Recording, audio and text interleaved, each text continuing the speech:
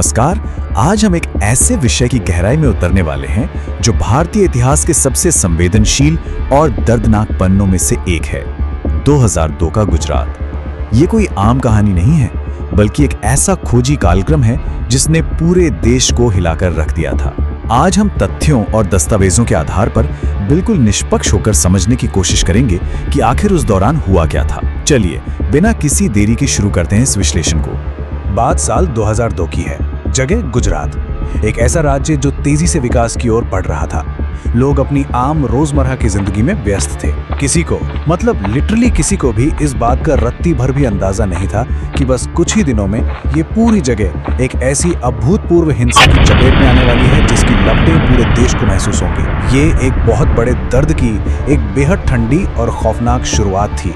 तो आखिर इस सब की शुरुआत कैसे हुई? आइए इस भड़काने वाली घटना पर एक नजर डालते हैं। 27 फरवरी 2002 की वो मनहूस सुबह अयोध्या से कार सेवकों को लेकर लौट रही साबरमती एक्सप्रेस अपनी मंजिल की तरफ बढ़ रही थी। जैसे ही ट्रेन गोधरा स्टेशन के पास पहुंचती है, कुछ ऐसा होता है जिसने सब कुछ बदल दिया। अचानक ट्रेन के एक कोच में भीषण आग लग जाती है और देखते ही देखते कुछ ही मिनटों में ये आग इतना विकराल रूप ले लेती है कि किसी को संभलने का मौका ही नहीं मिलता। 59, जी हाँ, 59 लोग। इस दिल दहला देने वाले हादसे में 59 लोगों की जान चली गई। ये सिर्फ एक आंकड़ा नहीं है, ये वो जिंदगियां थीं जो उस दिन उस ट्रेन की आग में हमेशा के लिए खत्म हो गई। इस एक घटना ने उस मानवीय त्रासदी की नींव रख दी जो आगे होने वाली थी। अब जाहिर है कि इतनी बड़ी घटना के तुरंत बाद जांच तो होनी ही थी। कई शुरुआती रिपोर्ट सामने आई, लेकिन दिलचस्प और पेचीदा बात यह है कि शुरुआत में इस घटना को लेकर कोई एक स्पष्ट राय नहीं थी। अलग अलग जांचों से अलग अलग और सच कहूं तो काफी विरोधाभासी निष्कर्ष निकल रहे थे। और इस पूरे मामले को निष्पक्ष रूप से समझने के लिए इन सभी पहलुओं को देखना बहुत जरूरी है। अगर हम उन शुरुआती जांचों के निष्कर्षों को देखें तो भारी विरोधाभास था। एक तरफ कुछ जांचों का मानना था कि ये कोई हादसा या अचानक हुई घटना नहीं, बल्कि एक सुनियोजित साजिश थी। वहीं दूसरी तरफ कुछ जांचों ने इसे अचानक भड़की एक हिंसक झड़प का नतीजा बताया। हम यहाँ किसी एक पक्ष को सही या गलत नहीं ठहरा रहे हैं, हम सिर्फ उन ऐतिहासिक दस्तावेजों को देख रहे हैं जो ये बताते हैं कि उस वक्त क्या क्या थ्योरीज सामने आई थी। लेकिन एक बात बिल्कुल साफ थी, इस आग ने पूरे राज्य को अंदर तक झकझोर दिया था। और इसके बाद जो हुआ वो और भी भयावह था। अब हम बात करते हैं इसके परिणामों और राज्य में बढ़ते तनाव की। गोधरा की उस घटना के बाद जो हिंसा भड़की वो आजाद भारत के सबसे खौफनाक सांप्रदायिक दंगों में से एक थी। बेगुनाह लोग मारे गए, घर जला दिए गए। अगर हम आंकड़ों को निष्पक्षता से देखें तो इन दंगों में सबसे ज्यादा नुकसान और प्राथमिक प्रभाव मुस्लिम समुदाय पर पड़ा। लेकिन इसके साथ ही कई हिंदू परिवार भी इस अंधी हिंसा का शिकार बने। दोनों तरफ से गहरा नुकसान हुआ था। ये वो समय था जब इंसानियत हर तरफ हारती हुई नजर आ रही थी। अब जब इतनी बड़ी त्रासदी हुई तो सवाल प्रशासन पर भी उठने थे। चलिए देखते हैं कि जांच और आधिकारिक प्रतिक्रिया क्या रही। उस समय गुजरात के मुख्यमंत्री नरेंद्र मोदी थे। दंगों के दौरान राज्य के प्रशासन पर कई बेहद गंभीर आरोप लगे। कहा गया कि हिंसा को रोकने में सरकार बहुत धीमी रही और उसने तुरंत कदम नहीं उठाए। लेकिन दूसरी तरफ सरकार और कई बड़े अधिकारियों ने इन सभी आरोपों को सिरे से खारिज कर दिया।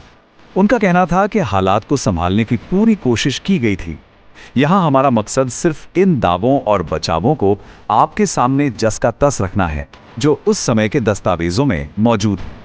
मामला इतना संगीन था कि ये अदालत तक पहुंचा और फिर गठन हुआ SIT का, यानी स्पेशल इन्वेस्टिगेशन टीम। अब आप सोचेंगे कि इसमें खास क्या था। दरअसल ये कोई आम पुलिस जांच नहीं थी। इस जांच निकाय को सीधे भारत के सर्वोच्च न्यायालय यानी सुप्रीम कोर्ट की निगरानी में रखा गया था।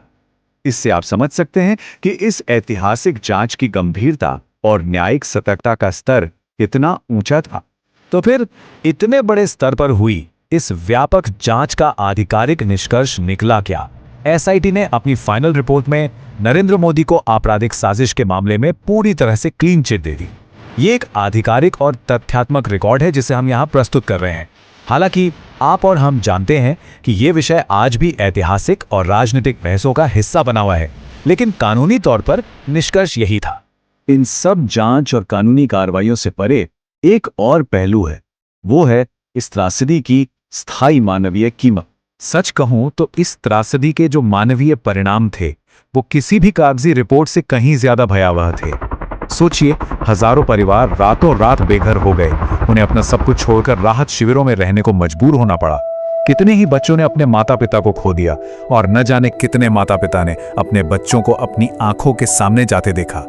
ये सिर्फ एक दंगा नहीं था, ये इंसानियत की सबसे बड़ी परीक्षा थी और इसके गहरे घाव सिर्फ 2002 तक ही सीमित नहीं रहे, बल्कि आने वाले कई सालों तक समाज और राजनीति पर अपनी अमिट छाप छोड़ गए। इन सब के बाद अब समय है इतिहास पर थोड़ा ठहरकर चिंतन करने का।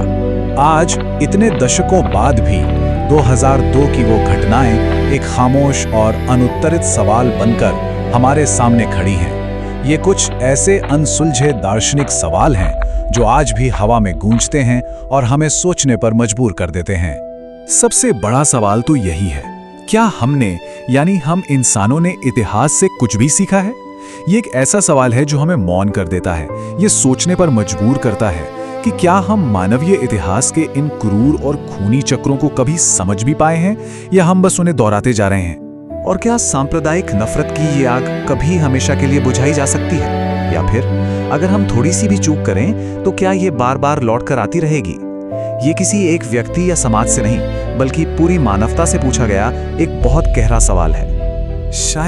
शायद इन सभी सवालों का जवाब इसी एक छोटी सी बात में छिपा है। धर्म से पहले हम इंसान हैं। चाहे कोई त्रासदी कितनी भी गहरी क्यों ना हो, कितनी भी दर्दनाक क्यों ना हो, उसका असली समाधान हमेशा हमारे साझा मानवीय मूल्यों के भीतर ही पाया जा सकता है। क्योंकि अंत में इतिहास हमें सिर्फ याद रखने के लिए नहीं, बल्कि सीखने के लिए दिया जाता है। ये सिर्फ अतीत के पन्ने पलटने के बारे में नहीं है, ये इस बात को सुनिश्चित करने के बारे में है कि जो गलतियां कल हुई वे कल फिर कभी न दोहराई जाएं। आज के इस गंभीर और ऐतिहासिक विश्लेषण में मेरे साथ जुड़ने के लिए आपका बहुत बहुत धन्यवाद। मुझे उम्मीद है कि इस निष्पक्ष जांच ने आपको इस घटना को समझने का एक स्पष्ट और नया नजरिया दिया होगा।